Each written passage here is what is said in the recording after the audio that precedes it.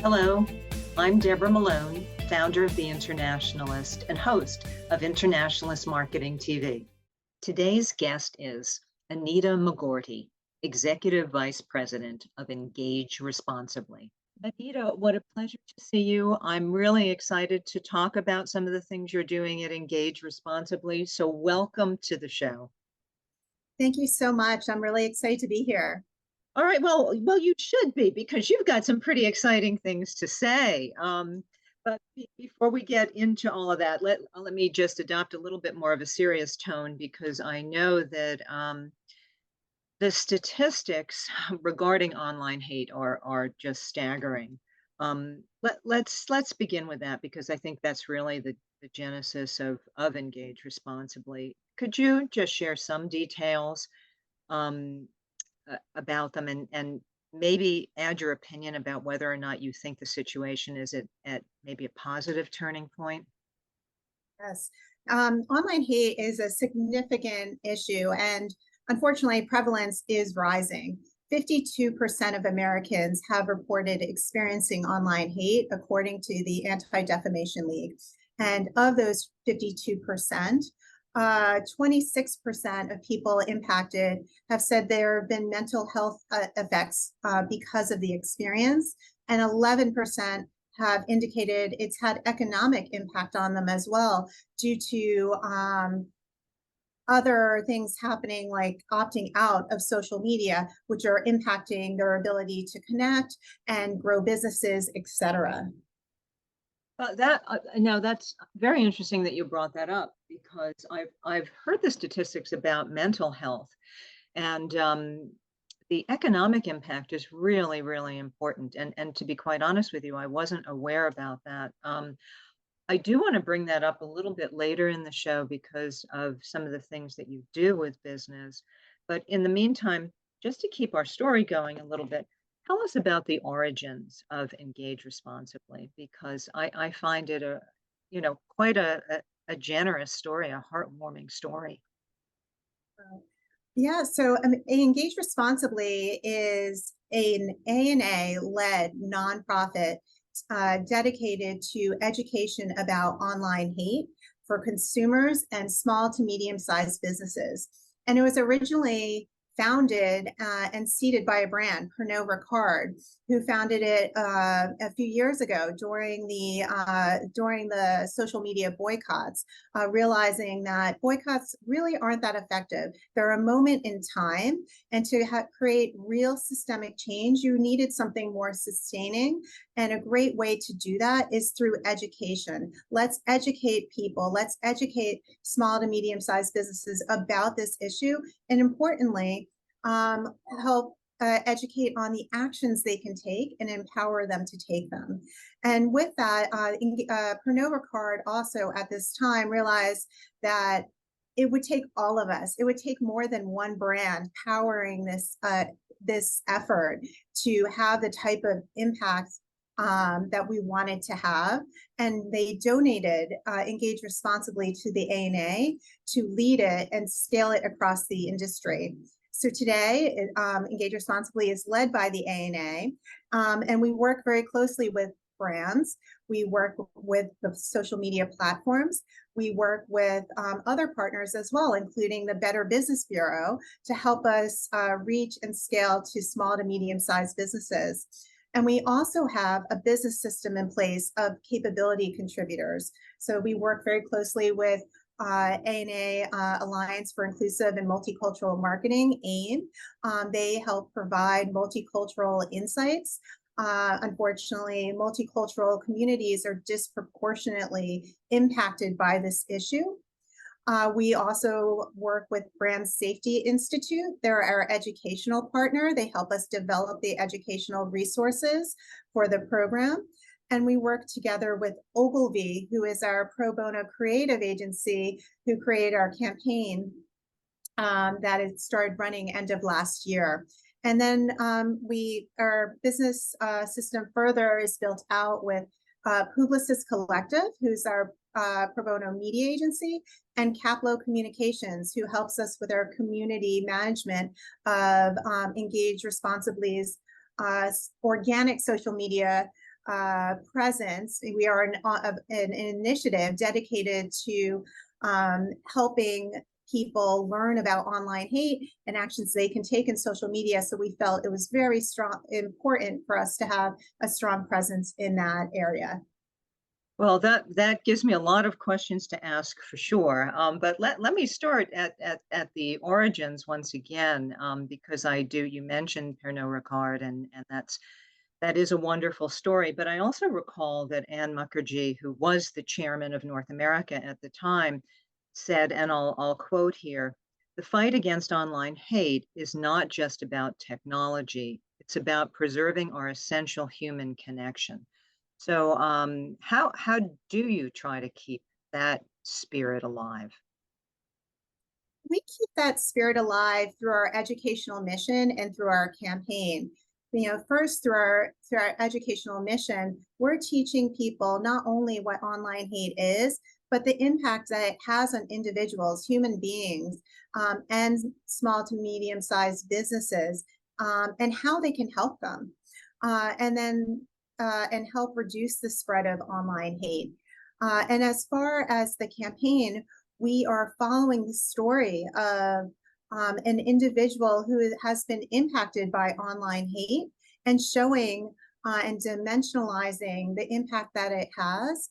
And so people can really see that something that happens online translates to impact and pain in the real world.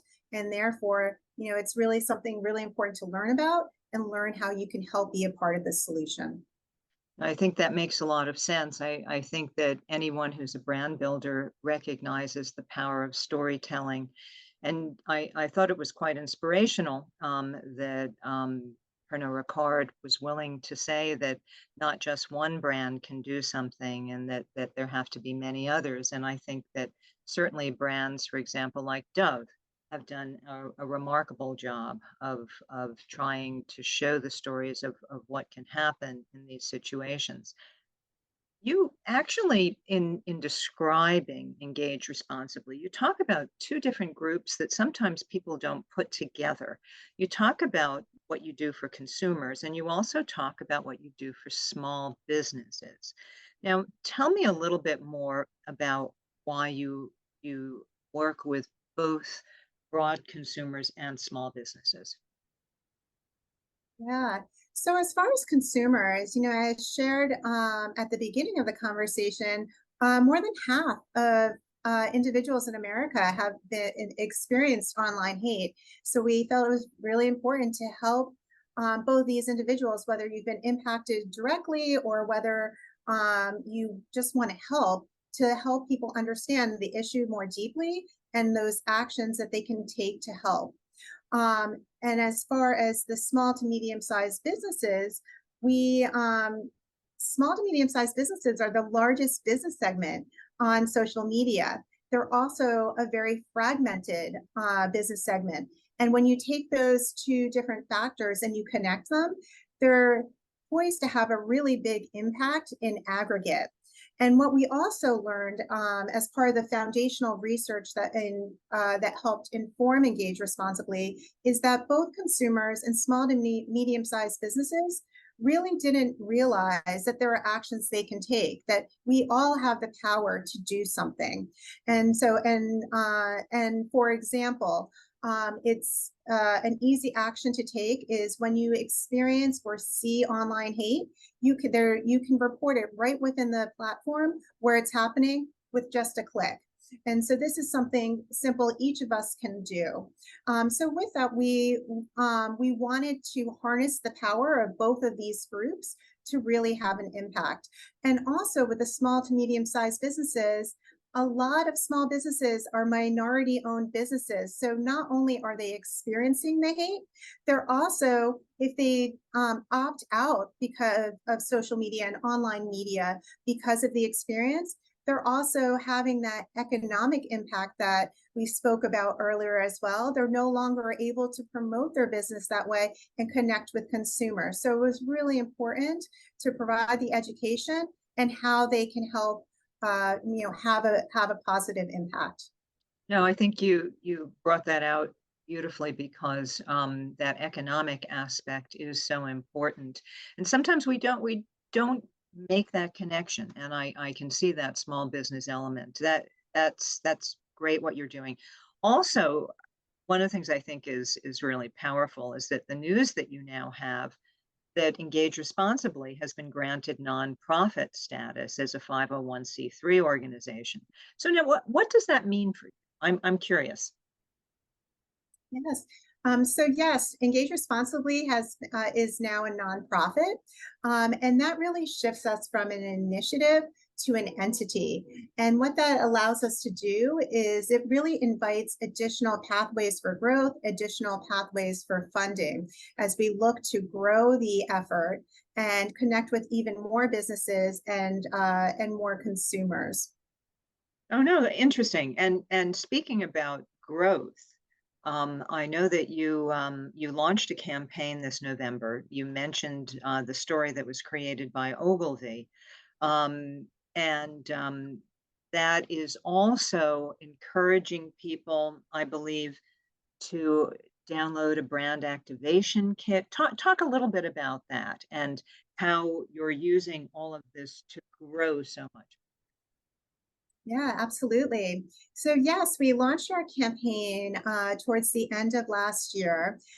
We have a beautiful creative, moving creative that was developed by Ogilvy and director Paul Decker, who both dedicated their time pro bono, really inspired by the work that Engage Responsibly is doing. And to advance that mission. The creative it's Theo's Story is the name of the brand film, and it follows the story of a young man, an LGBTQ young man who is experiencing online hate and the impact it has on him. The film is 4.5 minutes. That's our long form, really goes into a deeper story. And we also have 15-second and 6-second versions of the creative that we are using across social environments, all with a goal of driving back to the website and the education. In addition, we have some print executions as well. And this creative is really powered by donated media. We had donated media across Facebook and Instagram and Snap. We had a Google grant and continue to have a Google grant and donated media. The Google grant from that helps power search.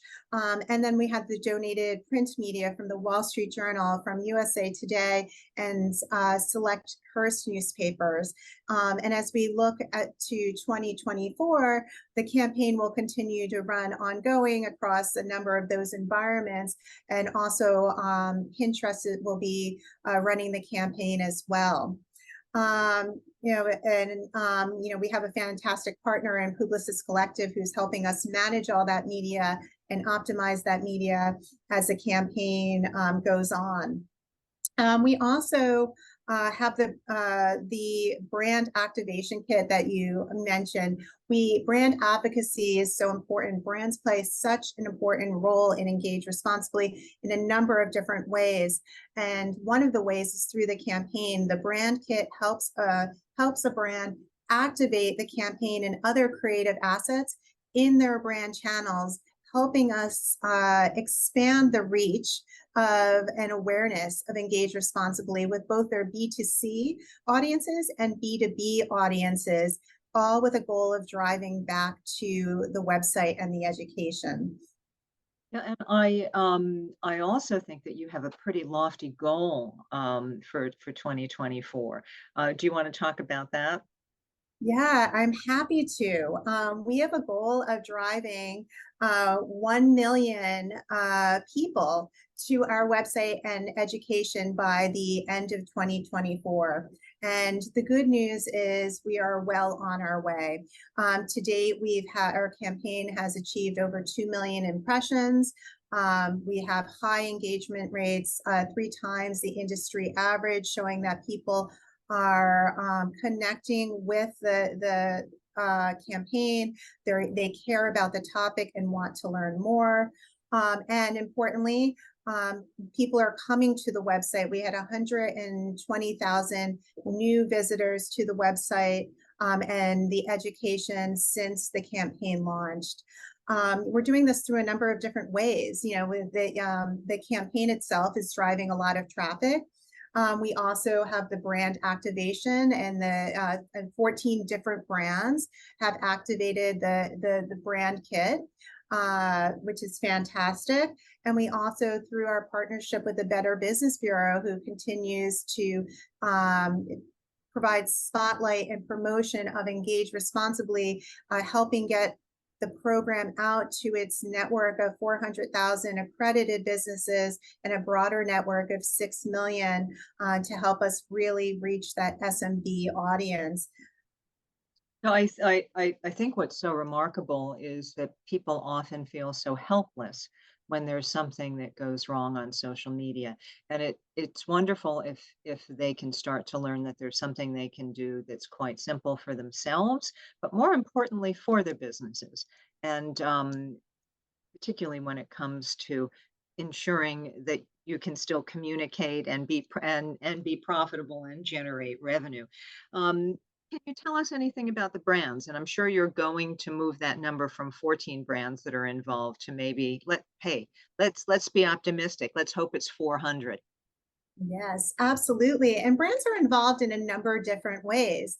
We talked a bit about Pernod Ricard, our founder, who they continue to be very actively involved on a number of fronts, including collaboration and resources, etc.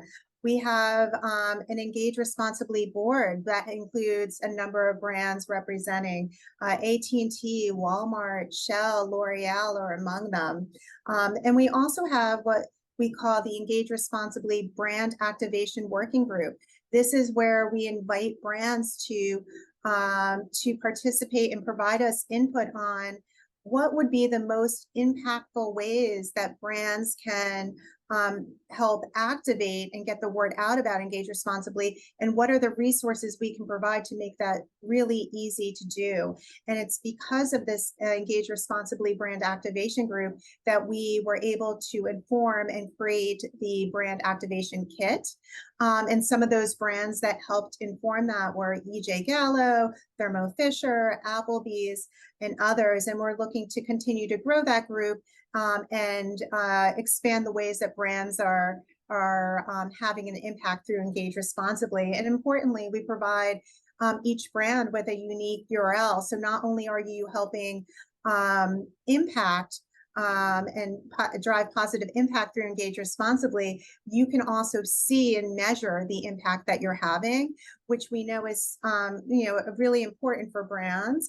And it's also important to note that Engage Responsibly within the ANA growth agenda, we are a part of the society and sustainability pillar of that. And so again, this helps loop back to delivering on brand society and sustainability goals, and the unique URL and ability to measure lets you really quantify what is that impact for your brand, not only Engage Responsibly.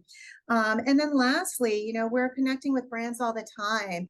A number of brands across our membership provided donations throughout 2023. And we also are talking to brands about different ways to partner, whether it's to get involved in any of the ways we just spoke about, or maybe there's additional ways that we haven't even explored yet where we could partner.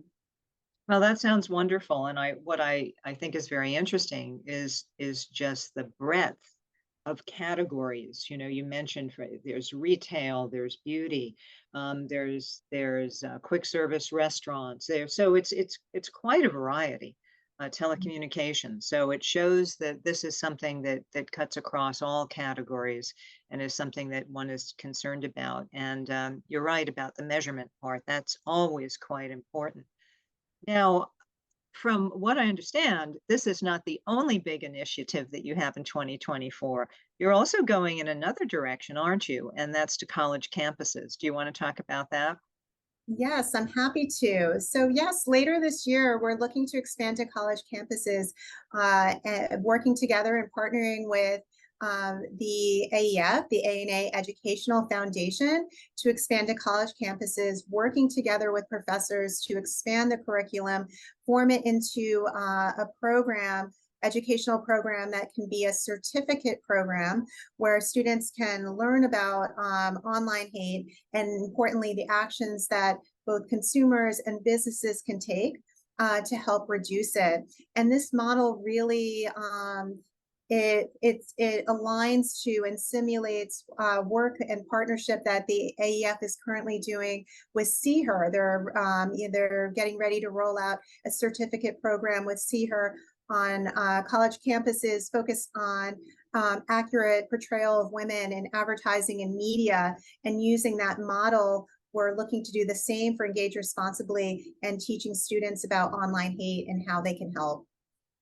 Well, I think you're covering a lot of areas, from general consumers to students to business. I think it's remarkable, and I really wish you well in meeting some of those numbers. 1 million isn't easy, but it sounds like with the programs and the support that you might get, particularly now with your new nonprofit status, it sounds like, hey, you might even surpass it.